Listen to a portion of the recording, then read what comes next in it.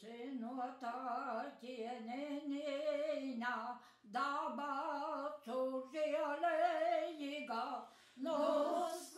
Lai top slavēts Jēzus Kristus, maija mēneša kolpošanas 21. dīna.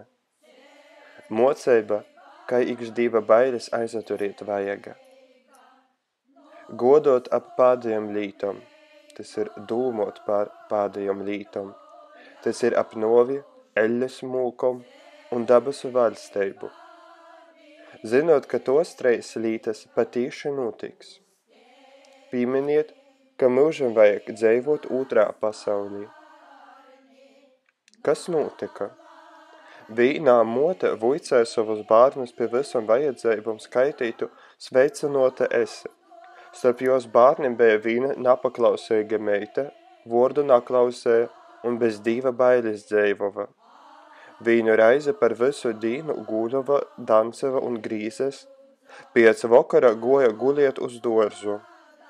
Atgoda jai tī valns un sacīja: Ej ar mani, paimsi moksu par saviem grākim un par citu ļaužu kotrim bija par īmeslim da grākim.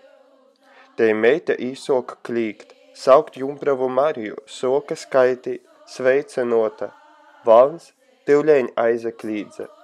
Brīsmeiga tei ir, kotra tevi pavuicē lūkšanas, jau es tevi pājemtu, ka tu Marijas napīsauktim.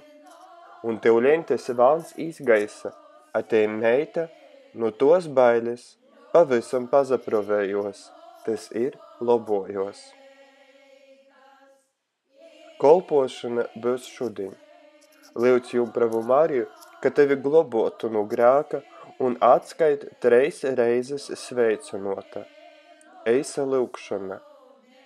Griecenīku globieja, lūdz tu Dīvu par mani. Lai top slavēts Jēzus Kristus.